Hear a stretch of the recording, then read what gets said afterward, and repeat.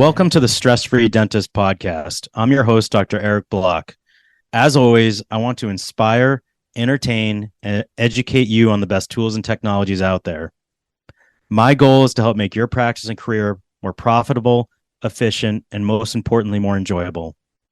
And check out all of my nonfiction and children's books on Amazon, and check out thestressfreedentist.com for any upcoming events. And if you're feeling you're a dental professional that's burnt out, or you just feel stuck or want to get to that next level, visit the International Academy of Dental Life Coaches, or www.iadlc.com, and we'll get you matched up with a life coach that understands dentistry.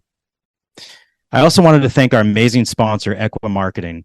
They have helped me and my practice over the years to improve with SEO and website performance.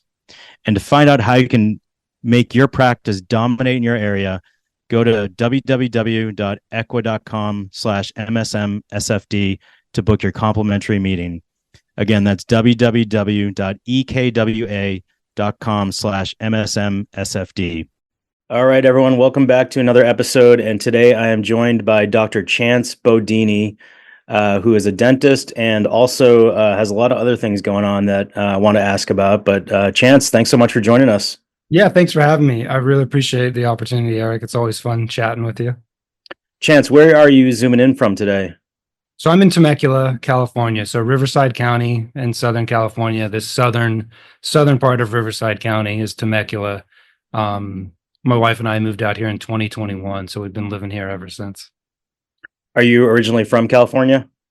Yeah, I grew up in Tustin. So Tustin's close to Irvine, Anaheim, in Orange County. Grew up there, went to UC San Diego for undergrad, and then moved to Baltimore, Maryland for dental school. And then my wife and I decided that we wanted to come back to California.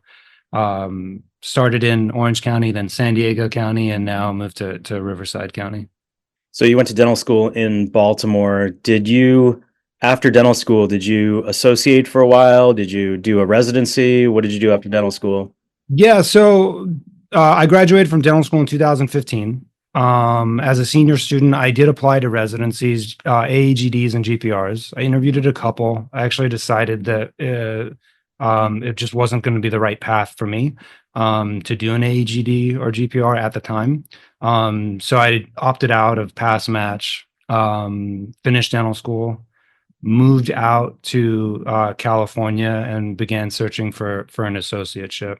The plan was to probably buy a practice within 2 years after graduation, but I still don't own a practice. I'm doing something else now. So plans changed, but I associated for a little while, and then I ended up in a community health center.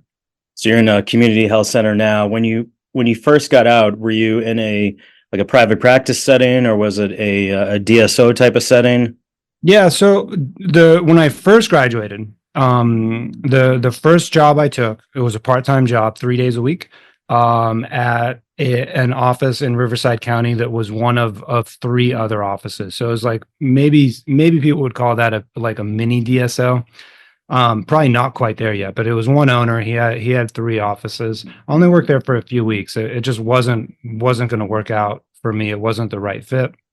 So I left that. And then I ended up working for one of the larger DSOs in the country. Did that for about 6 months, and then decided that wasn't the right fit for me. I left that job and just started looking at opportunities, some of them in the private setting and then some of them in the public setting. I found at the time, like in the private setting, I wasn't getting offers that were going to just be sustainable. Like someone might need me a day a week or half day a week, maybe 2. And then I found a position at a community health center that I did a working interview. I really liked it. It was set up in a way that it was very professionally managed. Most of what we had, I was familiar with is from school.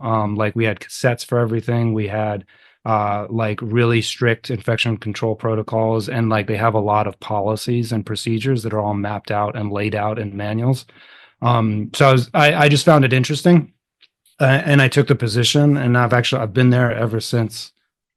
Now, explain to me what the community health setting in dentistry is like. I personally have always been in private practice. I was never really part of a community health center. What's it like working there? How does it work? Who are the patients that you see? Tell me all the specifics of it. Yeah, so you're gonna get a wide variety of answers and experiences from the FQHC model, and some of the FQHCs are privately owned, some of them are government entities. I work for a tribal facility, so in San Diego or in California in general, there's a lot of Native American tribes. I work for a consortium of tribes in North County, San Diego, so they've pulled their resources together to have a community health clinic there. And throughout California, there's a lot of community health clinics like it. There's other states that do that as well, where you have tribal FQHCs. And then sometimes they're federal. Like if you go to some of the other states, there'll be branches of Indian Health Services, which is a branch of the government that provides health services to Native American populations across the country. Ours is tribal. It's kind of a blend between what you would expect at a community health center and then also a private practice, since there's the individuals who have formed the consortium to pool their resources for the clinic. They own it. It's theirs, and they have the right to have autonomy on how their healthcare services are like distributed or used. So they have a budget, they allocate their priorities, and then we try and execute on the goals of the community. So we function, ours is very much like a private setting. We don't place or restore implants, but we do everything else. So we have a pediatric dentist, we have a dental anesthesiologist, we have an endodontist, an orthodontist, and then there's 4 general dentists, including myself, that work there. And then we have a team of dental hygienists and dental assistants, and 3 of our dental assistants are in expanded function. So it's a big team, and it's a lot of fun. And that's one of the things that I learned. The first job I had out of school was just me working alone as an associate in someone else's private setting.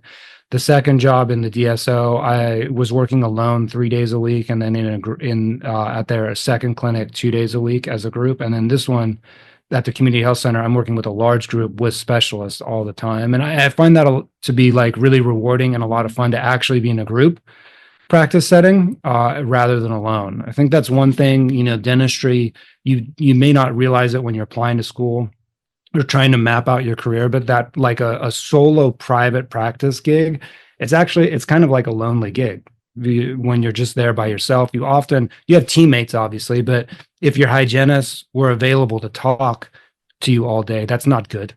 Like everyone needs to be working in the private setting all the time, and you really just end up being pretty isolated. So in this group, I just find it to be a lot of fun to actually be able to talk to dentists, talk to specialists. And especially as a young dentist, when I first started, like it was really an amazing opportunity to learn a lot fast from people that had a lot more experience than I did.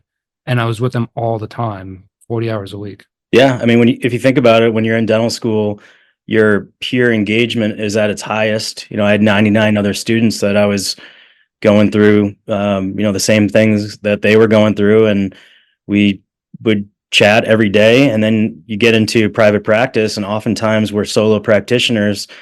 And you're right, it's very lonely. You're in your own little bubble. And you don't really have anyone that you can, relate to as a dentist. So I think you're dead on with that. Now, another question about the community health system that you're in. How does it work with patients, pain, copays? Is everything covered? I know you mentioned implants weren't, but are all other services totally covered? Yeah, so if patients have like many patients will have a private insurance. We don't accept HMOs, but if they have a PPO, we accept like assignment of benefits from the PPO plan. But also some of our patients will be on like a government assistance program, and some of them will have no financial means whatsoever. But as long as they fit within like our consortium, the cost of treatment is covered. So they would have either no out-of-pocket expense or a very limited out-of-pocket expense. And for minor services like your basic services, fillings, extractions, there's often no fees whatsoever. And then your major services, if they didn't have any sort of third party helping them with payment. Sometimes they're on like a sliding scale. Sometimes the payment could be as low like as just like $20. Sometimes it's the lab fee. It really depends. It gets a little complicated with who has to pay what and how much. But in general, we just try and work with all of our patients to help them get the services they need, regardless of their ability to pay for it. Yeah, that's great. Yeah, so it's nice to, like for me, I do like a lot of Crown and Bridge, and I have like a lot of complicated fixed pros cases. And I don't think I would enjoy, if I was at a setting where like I couldn't practice that way, I don't think I would enjoy it as much as I do. So, like there's other dentists that would have experiences at FQHCs where it's really just basic services. You might be doing a lot of extractions, fillings, or big fillings, and maybe some removable. But with us, like because our patients, like financing doesn't really come into play, we can really do like a lot of dental work for them. And having it ended on us helps us save some teeth too. That a lot of other FQHCs they may not have that luxury. Yeah, no, tell me about you had an experience where a patient swallowed a burr. Tell me about that experience. Oh yeah, that was at a DSO.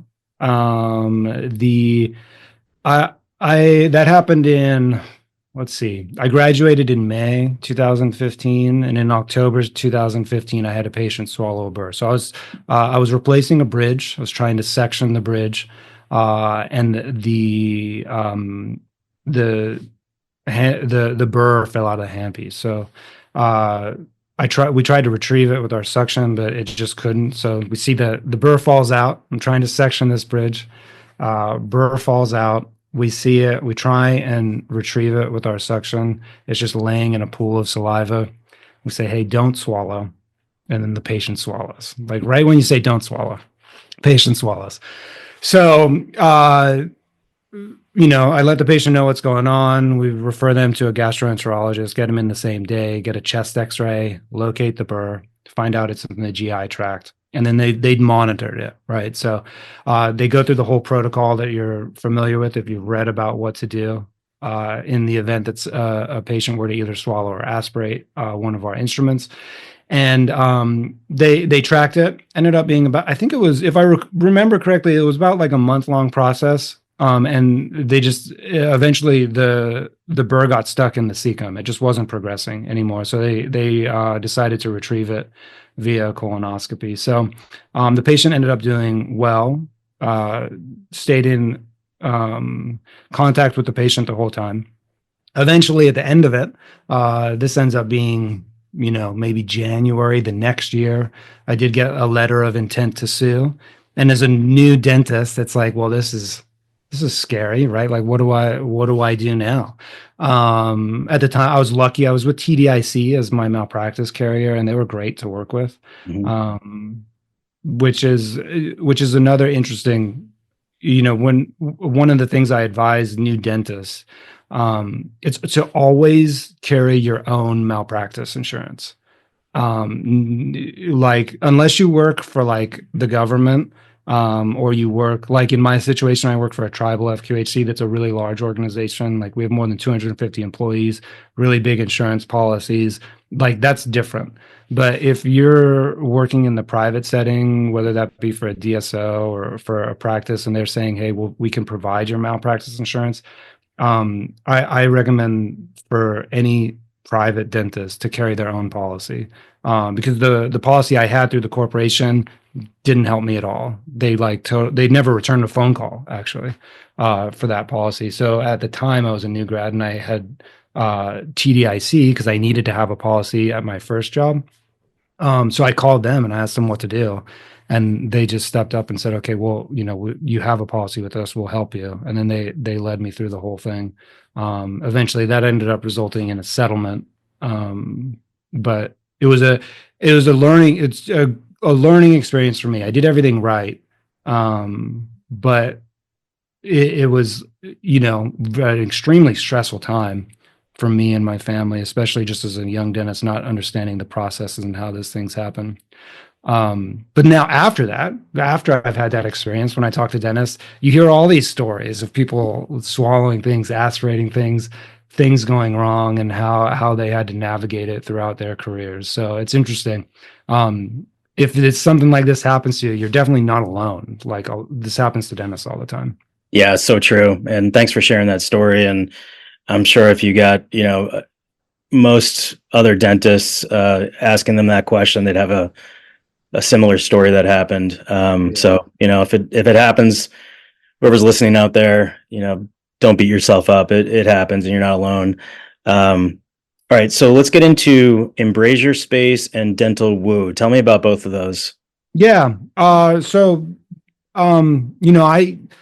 I'm a full-time dentist. That's what I do all the time, but I also have some side projects that I enjoy. I run an LLC. It's called Proximal Contact LLC.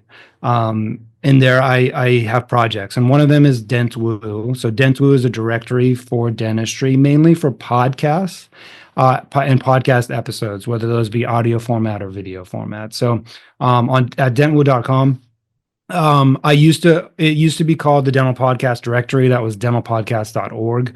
And then I rebranded it to dentwoo.com a couple years ago, just to broaden kind of what it could be. And with that, I've been running a campaign, like an annual voting contest for dental podcasts since 2015. I started this while I was in dental school because really dental podcasts were taking off. They were becoming popular in like 2014, 15, and then 16, 17. Like there was a lot of podcasts that were coming onto the scene. And as a student and a young dentist, they're a great resource. They're free.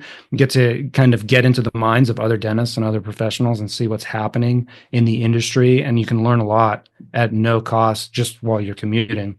So I had a particular interest in podcasts. I spun up that website. And now it's a podcast directory. We have more than 25,000 podcast episodes in that directory. What it does is it uses the podcast RSS feed. So if it pulls in the content, but it doesn't, like the audio and all of that is the audio and video are being hosted by the podcaster or YouTube. So in the case of video, YouTube is going to be the host because that's where podcasts put their video. And in the case of audio, whoever the podcaster, whatever podcast platform they're using, their podcast host, it just streams it straight from there. So it's keeping it within the podcast host control. But it makes it fine. It makes those episodes searchable. So you can go to dentwoo.com, go to the directories, look at the episode directory, and then you could look it up. You can do a search for buying your first dental practice, or if you're interested in molar endodontics, just type in molar endodontics and you'll get a bunch of episodes about molar endo, and you can learn more about some of the people who are authorities in that space, and then stream them. So every year we do a contest that'll be coming up. That's going to launch in November this year. Probably November 1st, we'll open up the voting. We vote for a couple months. By the time this episode rolls out, we might be in the thick of it, where you can vote for your favorite podcast. So just go to dentwoo.com to vote. You'll see a big button at the top.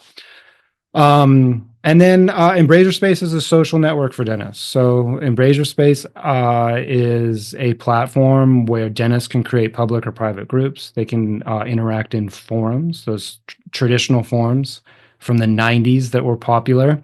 I think they're due for a comeback. I like forums because of the way that they're structured, especially searchability. When you consider some of the older networks like Student Doctor Network or Dental Town, a lot of the value is just in the search box, just actually being able to plug something in the search box, and it goes across this entire archive of data and sometimes pulls up things that are still relevant today. So I'm trying to bring back forums to the community, but also have a public and private group component there, so that if you wanted a group, you could create one. If you want it to be public, you can make it public. If you want it to be private, you can keep it private.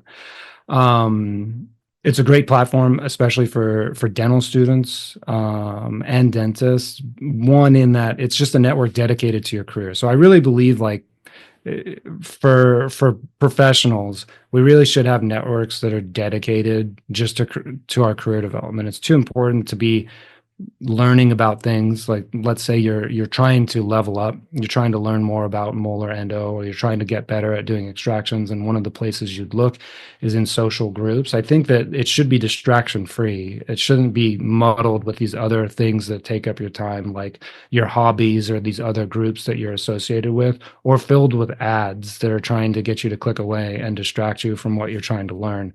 So I built Embrasure Space out to basically be a distraction-free social network for professionals. And we have an iOS and Android application. And if you want to join, it's free. All you have to do, you can search in either your Google Play Store or in your Apple App Store for Embrasure Space, and you'll see it pop up. It'll be the first one. All right, man. This is great. Let's wrap up with one final question. What advice would you give to the young dentists out there? Oh, for young dentists, I would say you should start your own business, and you should start it now. When you're young, like, time is on your side. You'll find that you have to do a lot of poking and prodding to figure out the direction that you want to go in any sort of business. And that could be your dental practice, or it could be your side gig. But whatever you want to do, I would just say start now, and start as soon as possible, and start exploring, because you will fail. You're going to launch products or services that flop, and you're going to have to take a lot of swings to find one that hits. There really are no overnight success stories. So if you want to kind of be an entrepreneur, or you want to own a business, it's best just to start now. That's great advice, man. Chance Bodini, thank you for such a great episode. Thanks again for listening to the Stress Free Dentist podcast. And don't hesitate to get in touch with me at info@thestressfreedentist.com.